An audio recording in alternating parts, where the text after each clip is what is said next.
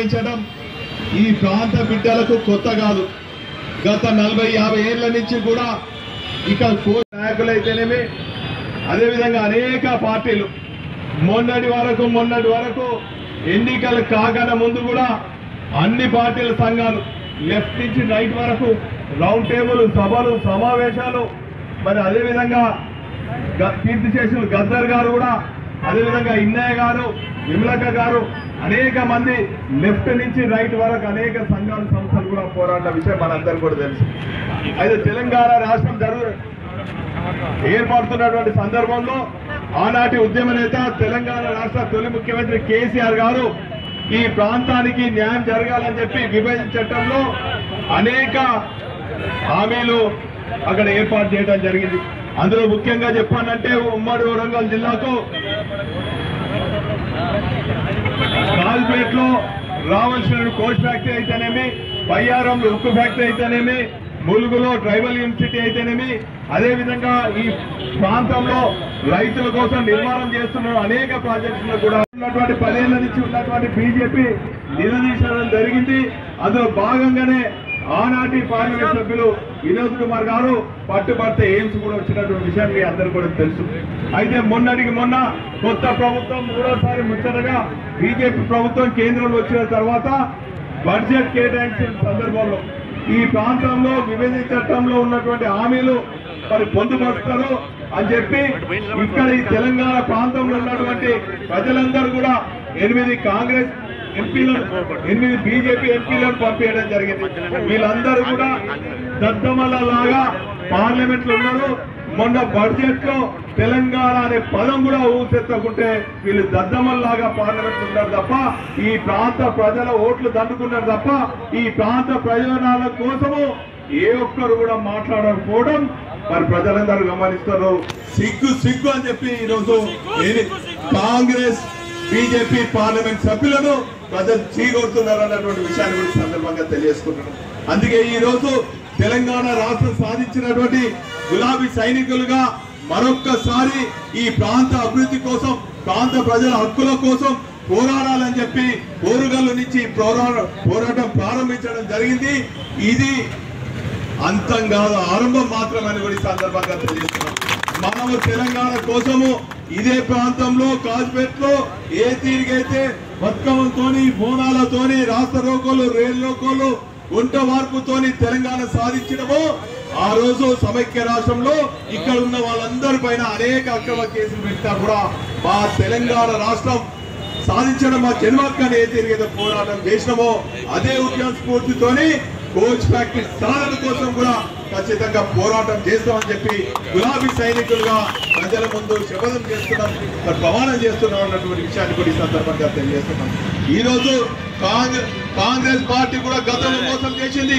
ఈ ప్రాంతంలో ఉవ్వెత్తున లేచినప్పటి ఉద్యమాన్ని దృష్టిలో పెట్టుకొని కాంగ్రెస్ ప్రభుత్వం మరి కేంద్రం ఉన్నప్పుడు ఇక్కడికి వచ్చినట్టు వస్తున్నటువంటి కోచ్ ఫ్యాక్టరీని మరి పంజాబ్ కు తరలించడం జరిగింది. అక్కడ ఏదో శాంతి భద్రత సమస్య ఉన్నదని చెప్పి ఆనాడు రాజీవ్ గాంధీ లాంగవేల అకాడుతోని ఇక్కడ రావాల్సిన కోచ్ ఫ్యాక్టరీ అక్కడ తీసుకోపోవడం జరిగింది. తెలంగాణ రాష్ట్రం ఏర్పాటు నాటి నుండి కూడా కేంద్రంలో ఉన్నటువంటి బీజేపీ ప్రభుత్వం పైన బీఆర్ఎస్ పార్టీ పార్లమెంట్ సభ్యులు ఎప్పటికప్పుడు ఒత్తిడి తీసుకొచ్చి ఆనాటి ముఖ్యమంత్రి కేసీఆర్ గారు స్వయంగా పలుమార్లు ప్రధానమంత్రిని కలిసి బయ్యారంలో ఉక్కు ఫ్యాక్టరీ కావాలంటే ఆ రోజు బీజేపీ మంత్రి రైల్వే శాఖ మంత్రి వారు మరి కోచ్ ఫ్యాక్టరీ ఫీజబిలిటీ లేదని చెప్పి 4 నెలలకే మహారాష్ట్రలో ఎన్నికలు జరుగుతుంటే లాతూర్కు తరలించినటువంటి విషయాన్ని కూడా తెలంగాణ ప్రజలు గమనిస్తున్నటువంటి విషయాన్ని కూడా సందర్భంగా తెలియజేస్తున్నారు. దేశంలో ఎక్కడ ఎన్నికలు వచ్చినా కూడా బీజేపీ ప్రభుత్వం అక్కడ కోచ్ ఫ్యాక్టరీని తీసుకుపోయేది. కానీ ఇక్కడ 40-50 ఏళ్ల నుంచి ఉన్నటువంటి డిమాండ్ మాత్రము రాసినటువంటి బీజేపీ ప్రభుత్వానికి సరైన రీతిలో సరైన సమయంలో గుణపాఠం చెప్పాలని కూడా తెలంగాణ ప్రజలను కోరుతున్నాం. మరి ఈ సందర్భంగా ఇటు కాంగ్రెస్ వాళ్ళు కూడా ఈ ప్రాంతానికి అన్యాయం చేయడం జరిగింది. ప్రత్యేకించి వరంగల్ ప్రాంతానికి నిధులు కూడా సరిగా మరి కేటాయించకపోవడం రాష్ట్ర ప్రభుత్వం మరి వైఖరి కూడా నిరసనగా ఈ కార్యక్రమం చేయడం జరుగుతుంది. ఏదేమైనప్పుడు కూడా ఇది తొలి ప్రయత్నంగా మరొక్కసారి మరి పోరాటం ఓరుగల్లు నుంచి ప్రారంభమైంది.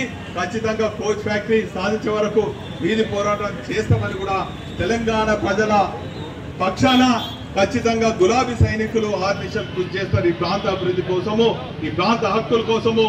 ఈ సందర్భంగా తెలియజేసుకుంటూ ఇప్పుడు గౌరవ మాజీ పార్లమెంట్ సభ్యులు వినోద్ కుమార్ గారు మాట్లాడుతున్నారు. కార్యకర్తలు, తెలంగాణ ఉద్యమకారులు ఇలా ఒక మంచి నిర్ణయం తీసుకొని కాజీపేట రైల్వే స్టేషన్ ముందే ఈ నిరసన కార్యక్రమం తీసుకున్నందుకు మీకు అందరికీ పేరు పేరున నేను కృతజ్ఞతలు చెప్తున్నాను. ఒక మంచి నిర్ణయం తీసుకున్నారు మీరు, ఒక మంచి కార్యక్రమాన్ని చేసారు. యావత్తు తెలంగాణ ప్రజల యొక్క మనోభావాలని మీరు ఇక్కడ వ్యక్తపరిచారు. మరి వర్షాకాలం అయినప్పుడు కూడా మీ సభ దిగ్విజయం కావాలని చెప్పే వర్షం కూడా ఆగింది, సభ ఆగింది.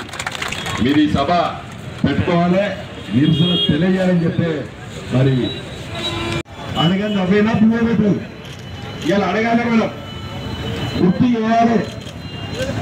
ఎన్నో సార్లు గుర్తు చేసినాం.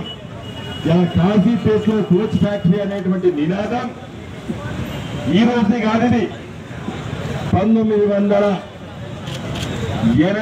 శ్రీమతి ఇందిరాగాంధీ గారు ప్రధానమంత్రిగా మళ్ళీ అధికారం చేపట్టిన తర్వాత అప్పుడు ఇక్కడ పివి నరసింహారావు గారిని ఎంపీగా గెలిపించాం మనం.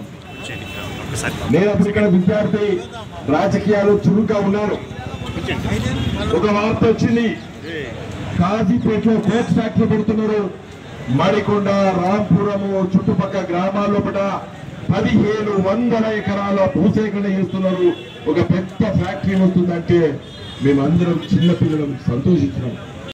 రాజీవ్ గాంధీ గారికి ప్రధానమంత్రి వాళ్ళకు కోచ్ ఫ్యాక్టరీ ఇస్తామని చెప్పి కాజీపేటలో రావాల్సినటువంటి కోచ్ ఫ్యాక్టరీ కపుర్తాలకు పోయింది, తరలించేసారు.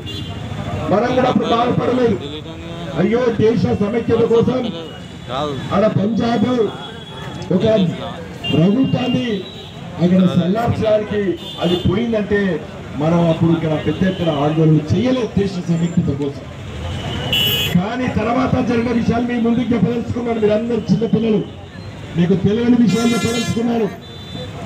1985 మొదలు పెడితే నిండా నన్నడి దానిక ప్రతి రైల్వే శాఖ మీరు చెప్తే ఇంటారు, కొంచెం రోడ్డుకి యూతలు పెట్టాలని చెప్తే రోడ్డుకు అవపడాలంటే అప్పుడు ఇది మార్చినాం.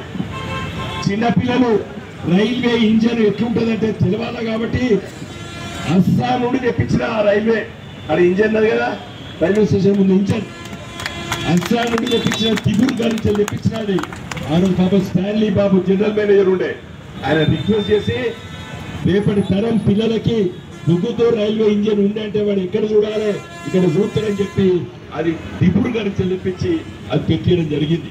అంటే తెలంగాణ ఆరాటం ఉండాలి, తెలంగాణ అభివృద్ధి కోసం ఆకాంక్ష ఉండాలి.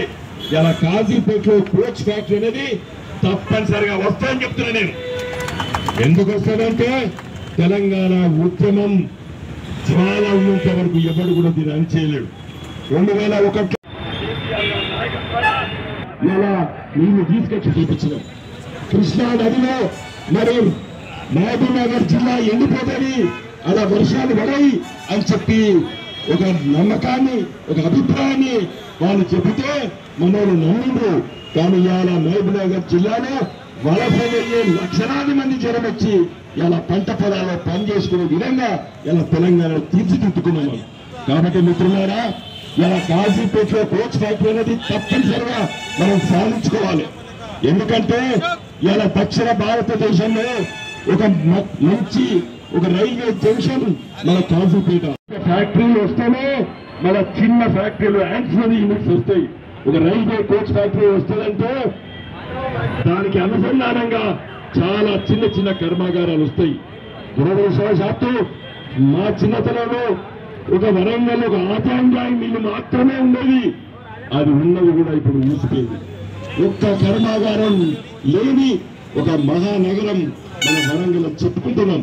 కాబట్టి ఉద్యోగాలు దొరుకుతాయి. ఒక ఉద్యోగం ఉంటే 500 మంది డిపెండెంట్ ఎంప్లాయీస్ వస్తారు. ఒక ప్రభుత్వ ఉద్యోగం వచ్చిందంటే దానిపైన 5 బ్రతుకుతారని చెప్పి మన గణాంకాలకి చెప్తున్నాయి. ఒక 20-30 వేల మందికి ఉద్యోగాలు వస్తే దాదాపు 1,00,000 కుటుంబాలు బాగుపడవచ్చు.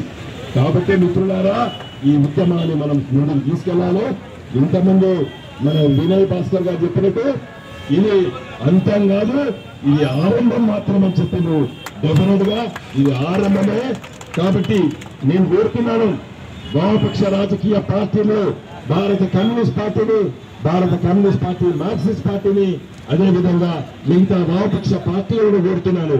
నేను విద్యార్థి రాజకీయాలు ఉన్నప్పుడు ఆనాడు కాళీదాస్ గారు, భగవాన్ దాస్ గారు సిపిఐ పార్టీ నుండి, జి రామన్ గారు, వెంకటయ్య గారు సిపిఎం పార్టీ నుండి ఎన్నో సంఘాలు పెట్టి ఈ కాజుపేటలో కోచ్ ఫ్యాక్టరీ పెట్టాలని చెప్పి మేము పోరాటం చేస్తాం. వాళ్ళందరూ కూడా దాంట్లో కొంతమంది మన మధ్యలో ఉన్నారు, కొంతమంది దురదృష్టవశాత్తు మన మధ్యలో చనిపోయారు.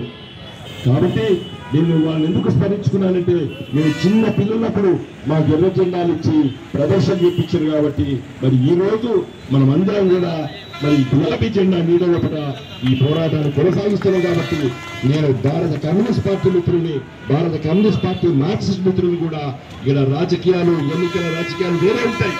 ఎన్నికల రాజకీయాలు పక్క పెడదాం. ఈ కాజుపేట్ కోచ్ ఫ్యాక్టరీ సాధన కోసం మనమందరం కూడా కలిసి పనిచేయాలని చెప్పి విజ్ఞప్తి చేస్తూ, కాంగ్రెస్ పార్టీ ఎంపీలు, భారతీయ జనతా పార్టీ ఎంపీలు ఇలా 8 మంది బీజేపీ, 8 మంది కాంగ్రెస్ ఎంపీలు గెలిచారు. కాబట్టి రేపటి నుండి మరి పార్లమెంట్ లో బడ్జెట్ మాత్రమే ప్రవేశపెట్టారు, బడ్జెట్ ఆమోదం పొందలేదు.